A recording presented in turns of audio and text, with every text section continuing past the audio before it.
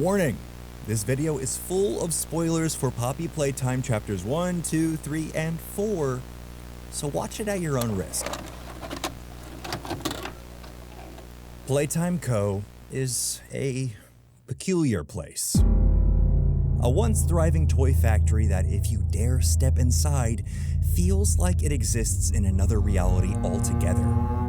The building's endless hallways and mysterious locked doors blur the lines between time and space, and the toys within? They seem to be something far more disturbing than they appear at first glance. Because many of these toys were eventually the center of a chain of experiments to see if poppies, or poppy-based material, could revive certain organisms. There's a surprising variety of them too. Some experiments failed, with organisms remaining unresponsive, but some succeeded, such as the ones that were converted into toys. So I want to take a deep dive into each of these unsettling creations to find out what really makes these horrific mascots so frightening behind the scenes. We'll be exploring specifically their physical characteristics, their lore, and any chilling secrets that they hide. But before we end up as the factory's next missing persons case, please like the video and subscribe to the channel if you like indie games, video game lore, or just playthroughs in general. Thanks. I think the best place to start this video off, though, is with a prototype, of course. The prototype presents as a patchwork amalgamation of mechanical and organic elements. We haven't seen that much of it, but its most striking feature that we have seen is its large metal arms, complete with sharp claw-like digits that appear capable of both delicate manipulation and violent aggression. The only other parts that we've seen of it were a shadow cast against a wall that looks like a mechanical scorpion's legs. Much of its body seems to resemble a skeletal framework of salvaged toy parts interwoven with various mechanical components, cables, and wires. The prototype's form, though, is clearly incomplete, leaving many of its inner workings visible and giving it a disturbingly unfinished appearance. This raw, exposed design suggests it is the result of numerous experimental alterations, reinforcing its formidable presence throughout the factory. Other than his arm, we only have CatNap's shrine for him to go off of. It's built with an array of other experiments and a single human torso, head, and Playtime Co. worker hat. In the hidden documentation scattered around Playtime Co., the prototype is referred to as Experiment 1006. Whispers among the staff suggested that it was a top-secret project overseen personally by Elliot Ludwig himself. Some suspect it was part of a larger attempt to bring life to toys in a more organic sense. Certain tapes and notes hint that the prototype's voice might be deeper and more distorted and eerily human, suggesting it either retains the memories of whatever or whoever it was made from, or it's absorbing knowledge from the environment around it. The fact that so many staff members went missing around the time of these recordings only heightens the mystery. Fans have long speculated that Experiment 1006 is tied directly to Elliot Ludwig, the founder of Playtime Co.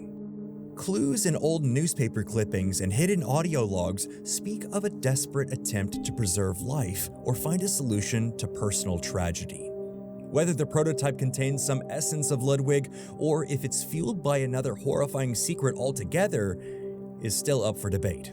But the fact that the founder's personal notes often mention 1006 could be more than a coincidence. Perhaps the most chilling is the notion that the prototype shows a sign of intellectual growth. One scrap of research mentions it can replicate tasks it observes, each going so far as to repair or modify other experiments. And the prototype seems to be collecting any toy we come in contact with, too. Mommy Longlegs was the first to be grabbed away, CatNap followed after surrendering to the spindly hand after defeat, and then possibly Kissy Missy at the end of Chapter 4. He seems to be grafting these toys to himself for a singular power. This level of innovation hints at a frightening kind of self-awareness, and maybe even a master plan.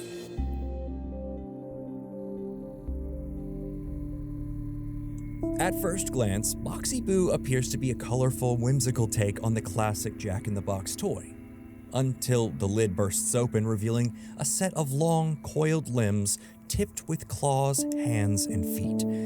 Its face is hidden within the box until it springs out, displaying razor-sharp teeth set in a broad, unsettling grin. Though it looks playful at a distance, Boxy Boo's design clearly leans more toward a predatory monster than a child-friendly novelty. In terms of movement, Boxy Boo has surprising agility and reach thanks to its extendable limbs. In the Boxy advertisements, though, he's seen to be clumsy and silly. But he's the antithesis of that because it's speculated that he was made to deal with anyone they needed to eradicate. Boxy Boo was introduced in 1966, but he wasn't very popular in comparison to the rest of the other Playtime Co. lineup. However, his story didn't end there. His design resurfaced during the Bigger Bodies initiative, a secret project for the developing larger, more efficient toy workers for the factory, a guise for cutting costs and avoiding legal issues. As was finally confirmed by the Chapter 4 Ice Pick ARG, Boxy was found to be the first successful creation for this initiative, and had the primary position of eliminating anyone who found out about the Bigger Bodies initiative, just like in this video of Rowan Stoll being eaten alive, swiftly and silently. One theory gaining traction is that Boxy Boo was the one who ambushed Kissy Missy at the end of Chapter 3. The screams in that scene sound eerily similar to Boxy's, and with his ability to sneak up on victims undetected, he fits the profile perfectly. Of course, there are other suspects. Some players believe it could have been the prototype himself, or even Yarnaby.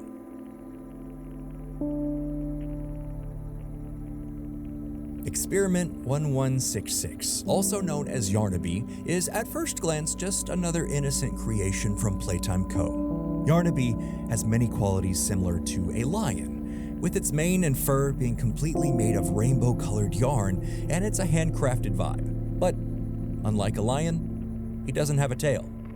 When we look at past promo material, especially the Thanksgiving promo, Yarnaby is painted as like a family dog. His orange-yellow face and limbs are split right down the middle by a black line, almost like a clue that something's not quite right. His big, cartoony eyes have small white pupils, and his oversized grin gives him this goofy, slightly offbeat charm, especially with those 3 uneven little fangs poking out from his bottom lip. He looks harmless, even a little silly, but as we've all seen, there's always more than meets the eye. When Yarnaby reveals his true form, that playfulness disappears fast. His paws extend sharp, retractable claws, and that cute smile, it splits open into a massive gaping mouth that takes up his entire head. The inside is lined with bright red flesh and swollen gums, holding a ring of jagged, broken teeth that look like they've been through more than just a few battles. And if that wasn't enough, there's a second set of sharp teeth deeper in his throat, ready to finish the job. Good thing he's not very smart, though. This experiment was a test subject known as Quinn Navidson, an orphan living in play care. The counselors made note of him for his abnormal behavior and mediocre performance at the game station, a place they put orphans to play games daily. These games were secretly designed to test specific abilities of the children so they could later be turned into their assigned toys with the necessary physical abilities for their job roles. Quinn was hiding his true capabilities, and after a week of tests, he garnered some top scores. After the procedure, Harley Sawyer deduced that Yarnaby could be trained. 1166 was isolated from all contact except from the doctor, training him to be a sort of personal guard dog. After the doctor's removal, it's noted that Yarnaby, who had grown attached to his creator, lapsed into a grief-stricken state, and was left to the higher-ups to decide what to do with him.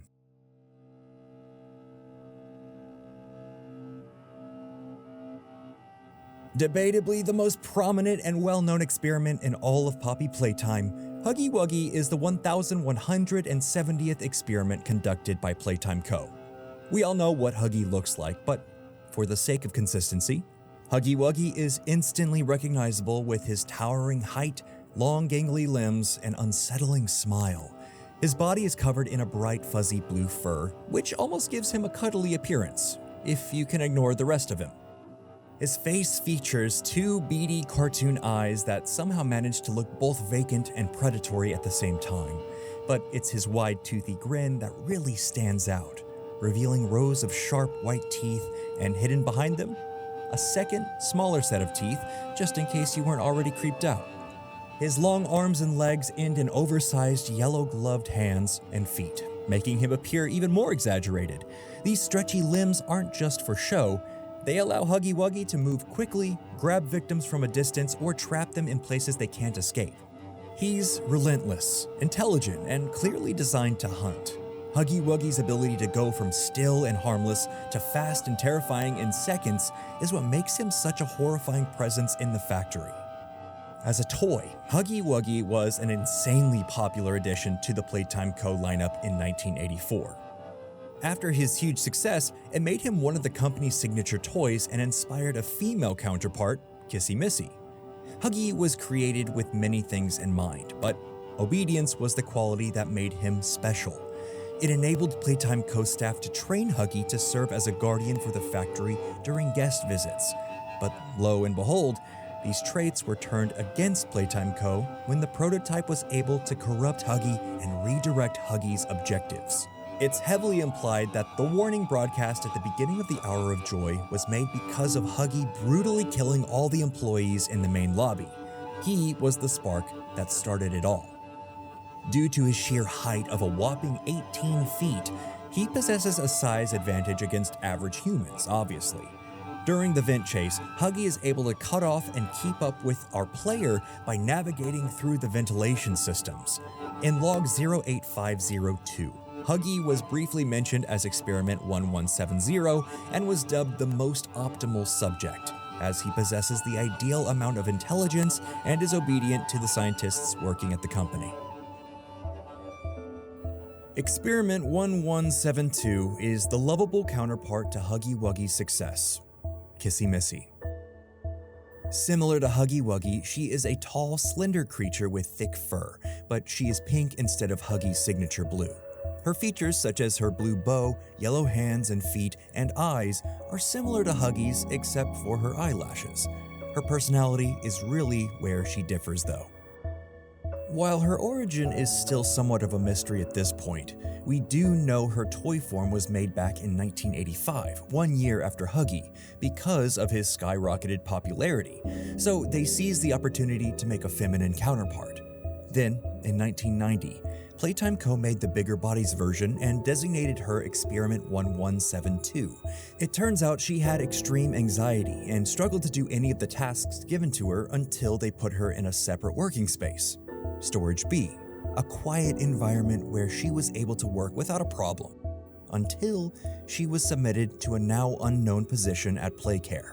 Her relocation date was August 8th, the same day the Hour of Joy took place. Kissy was strapped to a cargo train to secure her relocation when, suddenly, her straps were released while on the way. Seconds later, the Hour of Joy started. While it's unknown if it was by influence of the prototype or just from stress and self-defense, Kissy knocked down 2 workers handling her and chased after one who ran away, but she eventually returned to the same position she was initially in, but this time, covered in blood. It seemed like Kissy may have felt guilty for doing what she did. After the factory was abandoned, Kissy Missy would roam the halls until we encountered her in the cart corridors. She helped us multiple times since then, and especially taking orders from Poppy in particular. Some things to note, she was attacked by an unknown creature as we descended in the lift, but makes her reappearance at the safe haven in Chapter 4. In the ventilation shaft, when Ollie is revealed to be the prototype, Poppy abandons both us and Kissy. Although still severely injured, Kissy even tries to save us after an explosion opens up a pit below us. Her arm is torn off, and we get separated. One interesting thing in Chapter 3 is when we find Kissy Missy at Home Sweet Home. She's curled up on a random bed, completely fixated on a picture of a little girl. It's been theorized that that little girl was once her.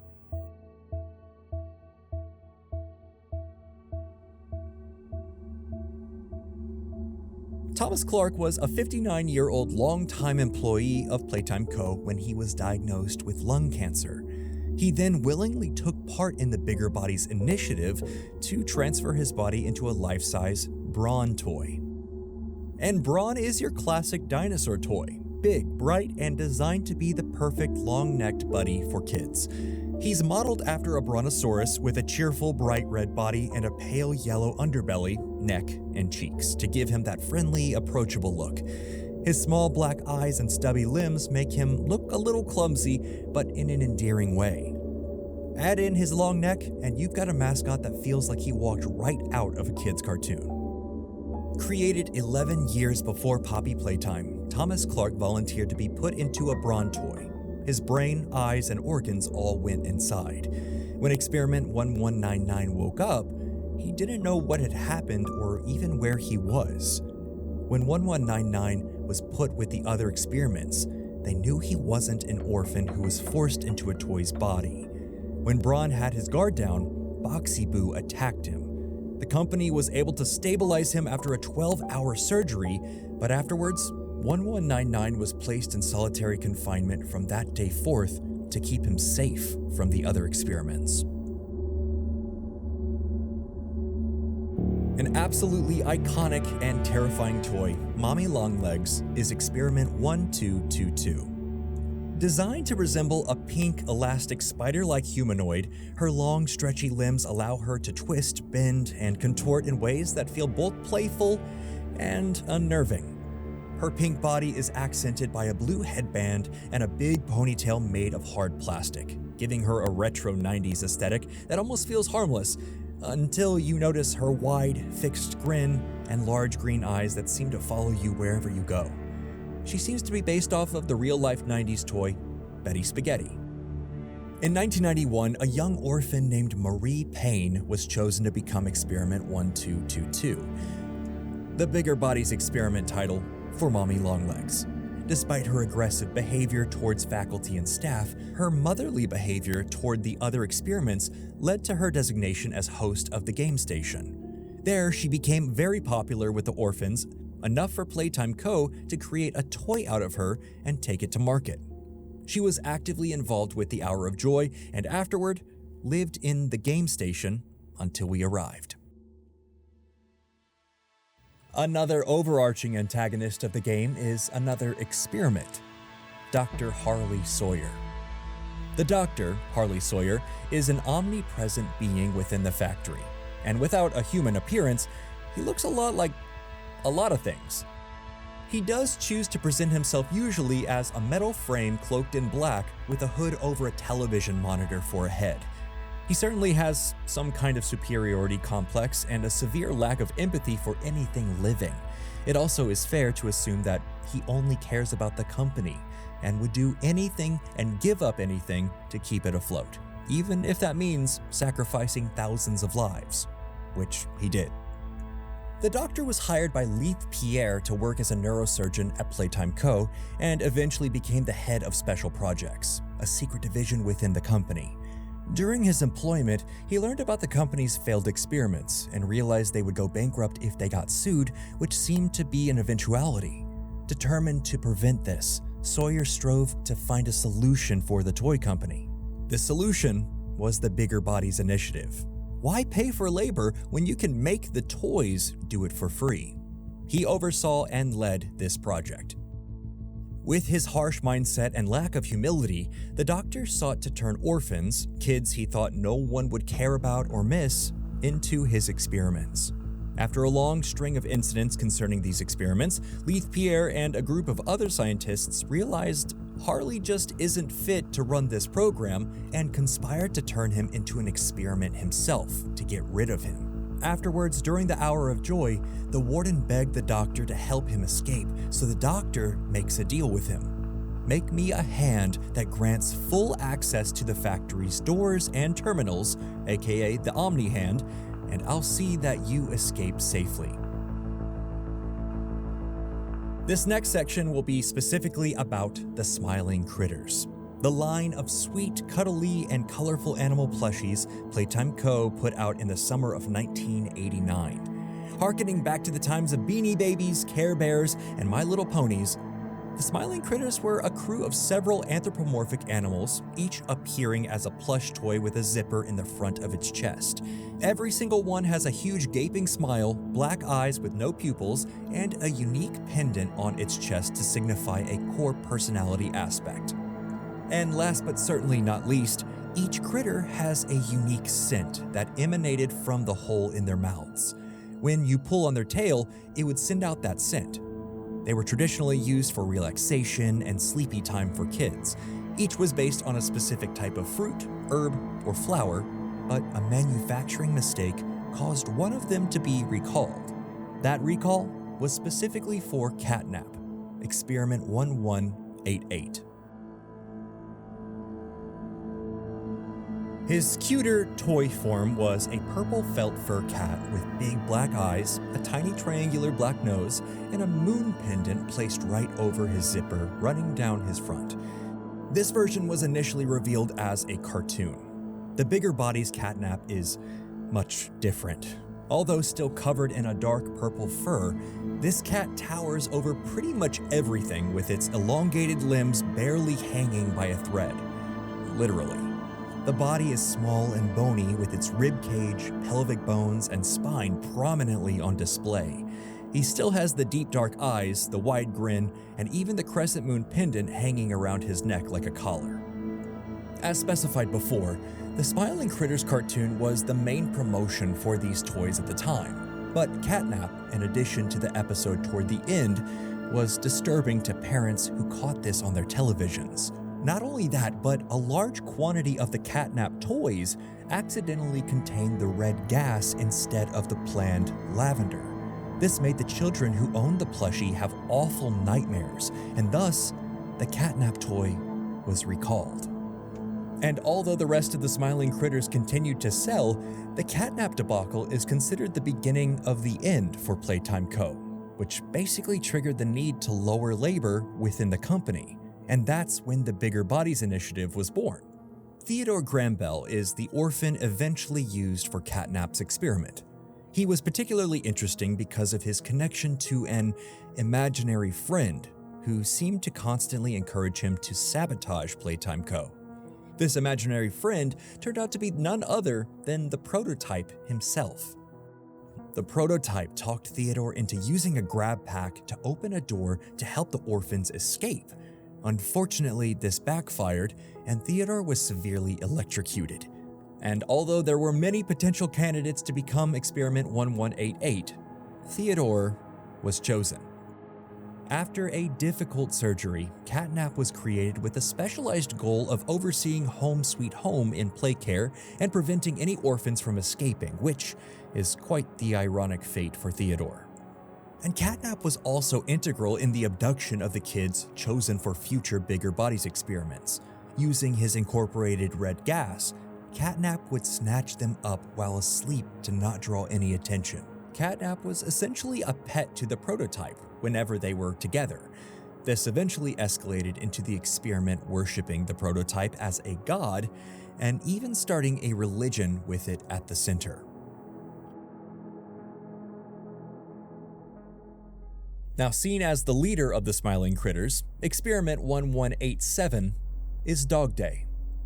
DogDay is the canine addition to the critter crew. He has two-tone orange fur, floppy ears, and a little black nose. His pendant is a sun, and his scent is vanilla. His Bigger Bodies form is a little different in comparison. By the time we see him, he is completely torn at the waist. All that remains of DogDay is a blood-stained torso held together with a leather belt.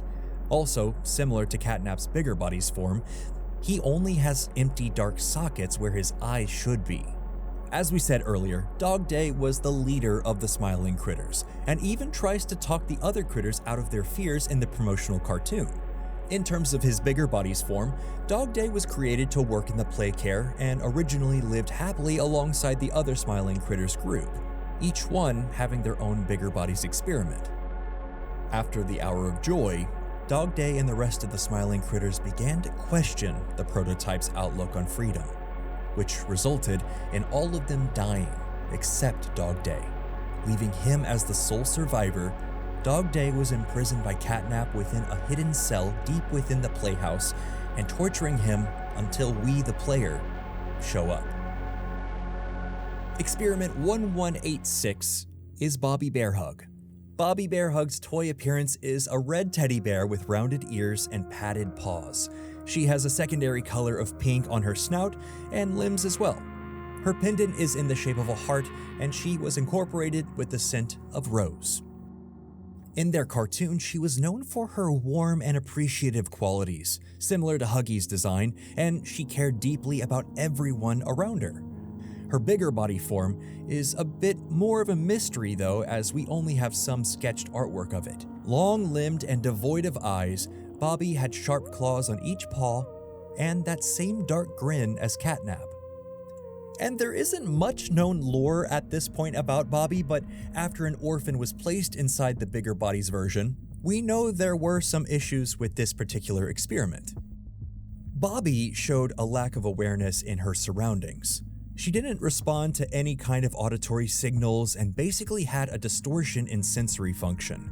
Bobby wasn't able to speak even though she could move her mouth. She also couldn't keep her balance when she stood up and was eventually returned to surgery to fix these problems. But Bobby Bearhug was presumably killed by CatNap sometime after. The rest of the smiling critters don't have much lore to them, at least with their bigger body selves, but they all had bigger body adjacents who were killed, leaving DogDay as the sole survivor. But I'll briefly touch upon their appearances and scents though. Bubba Bubbaphant is a light blue elephant with big ears and a trunk. His pendant is a light bulb, possibly denoting that he's particularly brainy, and his scent is lemongrass. CraftyCorn is a white and light blue unicorn. She has horse ears and a short silver spiral horn poking out the center of her head. Her pendant is a 5-petaled rainbow flower, and she's known for her passion and art. Her scent is jasmine. Hoppy Hopscotch is my personal favorite, and she is a mint green bunny. Tall ears and her lightning pendant are her only separating features.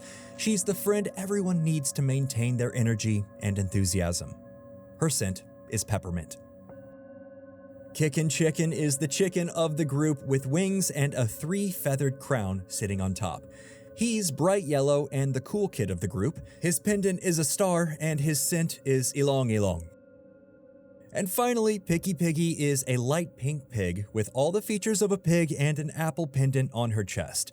She was known as the friend who encouraged others to eat well, and her scent was citrus. All of these mentioned smiling critters also had living mini versions made alongside them.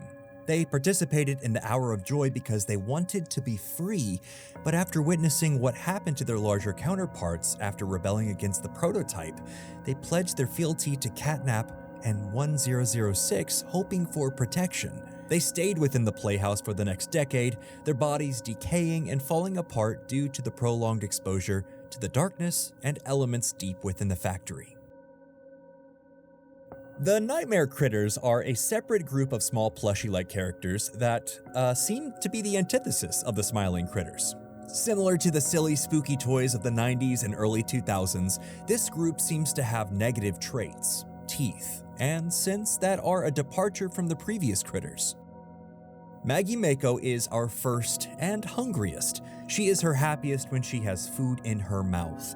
This blue critter is one of the only aquatic animals in either group, and she has a mouth full of sharp teeth, a tail fin wagging behind her, and a devious look on her face most of the time. Her pendant is a shark tooth and has the scent of chocolate. Seemingly harkening back to the Pixar movie, Touille is a rat. He's apparently got quite the mouth on him, but nothing really to say. A dark gray color to him, he is characterized by his pink tail, nose, and large circular ears. He's got 2 rat teeth in front, and his pendant is a fishbone. His scent is an interesting one, petrichor, the pleasant smell that frequently accompanies the first rain after a long period of warm, dry weather. Baba Chops is the black sheep of the crew, literally. She has contrasting white wool and a set of sheep ears.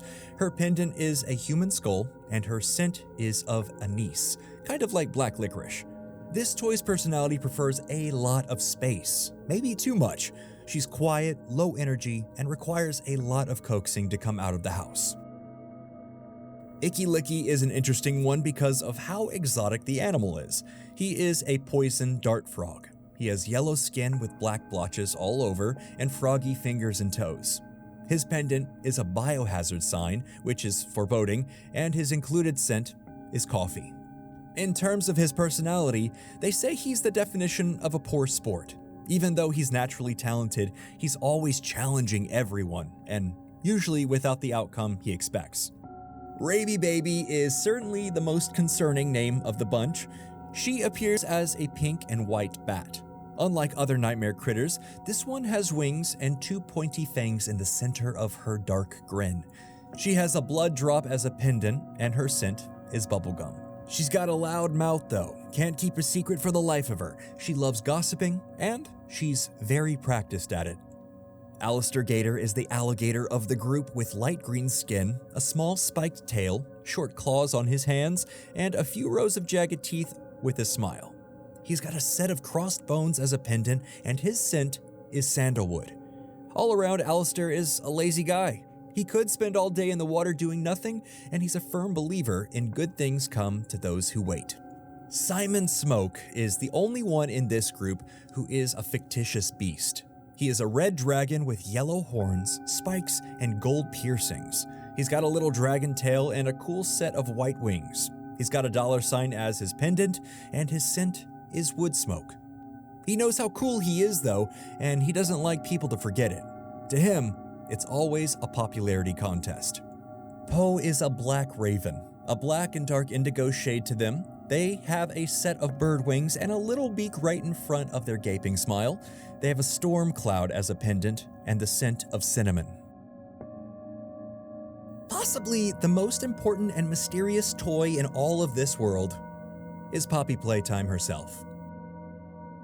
Poppy is a 2-foot-tall female pull-string porcelain doll with deep white skin, slightly bloodshot eyes that are hypnotizing blue, and a tea dress that matches them perfectly. Her red hair is tied up in 2 ponytails. For a toy, she's very classic looking, especially since her creation date was 1955. In the commercial for her toy, she's depicted as courteous, outgoing, and dainty. She also definitely cares about her appearance. Her living doll version's personality is actually pretty similar, at first. When we first meet Poppy, she's bubbly and caring, thanking us for freeing her and even offering us help with escaping from the factory. She continues like this until around the end of Chapter 2, when she starts to ask strange and disturbing questions that hint at a darker side. Eventually, it's revealed that Poppy is seeking revenge on the prototype for the torture that it has put her and all the other toys through. That revenge would be to get rid of every single toy in the factory, though. Poppy originally was designed to behave and interact with their owner in a realistic and human way. This was in 1955. By the 1960s, an experiment version of Poppy Playtime was created, which means she was experiment number 1. Poppy was placed in a shrine dedicated to her, which also included a side door directly to Elliot Ludwig's office. This seems like a punishment for not joining in on the Hour of Joy. She sat in the prison for a decade, plotting a plan against the prototype until 2005, when we show up. Experiment 1322A, B, and C, Doey the Doughman, is a unique experiment as well as possibly the saddest story in all of the games. This toy is a blob of Play-Doh. He's a little plump and made up of 4 different colors. Light blue for his head, orange for his left arm, yellow for his right, and red for his legs. He's a little misshapen with a skinny little neck and a bowling ball-shaped head he reserves for his nice little bowler hat. Doey is a mixture of 3 different children, too. Kevin Barnes, the impulsive and mean one, Jack Ayers, the curious and innocent one, and Matthew Hallard, the kind and helpful one. Jack is seen at the beginning of Chapter 4 wandering away from his family on a tour of the facility and accidentally falls into a vat of Play-Doh and presumably dies. Afterwards, thanks to the Bigger Bodies initiative, some Playtime co-scientists show his parents that he's been turned into a real-life Doey toy. He then promptly kills both his mom and dad in a fit of rage. We see Doey shift between each of these three personalities within his body during the game, and soon learn he runs a safe haven for broken toys that asks for help. In the past, he and Poppy collaborated on an escape, until one day, Poppy vanished without a trace, leaving him to take care of all these toys, and he found his purpose outside of leaving the factory. A musical instrument and presumably terrifying hunter, Pianosaurus is a medium-sized green toy lined with multicolored spikes down its back. It resembles a dinosaur in a very small way and has piano keys running down the entire underside of his body, as well as a small keyboard for teeth in the shape of a big grin. An interesting point though, these aren't even placed in the correct order of a typical piano. In a tense moment, Doey the Doughman finishes off Pianosaurus and eats him extremely quickly. Miss Delight is one of 8 other identical dolls produced by Playtime Co. They were all assigned to teach at Playcare's school, each teaching a different subject. Miss Delight has a head of messy golden blonde hair, a torn red dress with polka dots, and a missing front half of her face. Her body is obviously made up of different pieces and segments attached at joints, similar to a ball-jointed doll. At first, Miss Delight seemed like a very kind and gentle teacher who spoke sweetly and was eager to teach. She encouraged all children to inquire her and her sisters with any questions they had regarding their topics of interest. Once the hour of joy happened, however, she started to descend into madness. Through her notes and audios we find, we see she slowly went insane. She created her own weapon, Barb, a makeshift morning star made from school supplies. Even after her mental break, we can see she's still very intelligent though. She was able to develop a technique of playing dead against the other teachers to eventually make her move once they looked away. There is some shred of sanity left in her though. When we take our first steps into the school, she urges us through the intercom to turn around for our own safety. CatNap wouldn't like that you're here. You should leave. However, her urges to consume win in the end, and she comes after us. Her and her 8 sisters were created to teach the orphans during their stay, all of which grew very close during their time and saw each other as sisters. After the hour of joy, the teachers were all locked within the school by CatNap or the prototype to lessen their numbers through starvation. Thus the creation of Barb, her weapon, and the killing and cannibalization of her 8 sisters. After she became the sole survivor, Miss Delight made a deal with CatNap, and so she essentially lived out her days in the school, haunted by the traumatic memories of her sisters, until us, the player, comes along. Candy Cat is an early toy from Playtime Co., one created in 1979.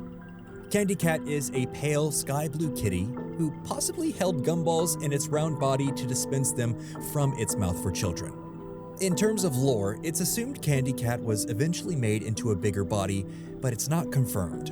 In a form we find in Chapter 2, it's noted that a specific orphan named Michaela Hyssop was assigned Candy Cat as her toy while she was participating in the game station activities, so maybe Michaela would have been taken to become Candy Cat during the initiative.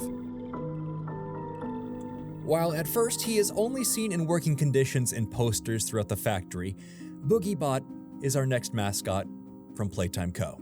Boogie Bot was a small battery-operated robot created in 1993. He has a green robot body that is pulled along by 2 conveyors, as well as 2 clawed arms.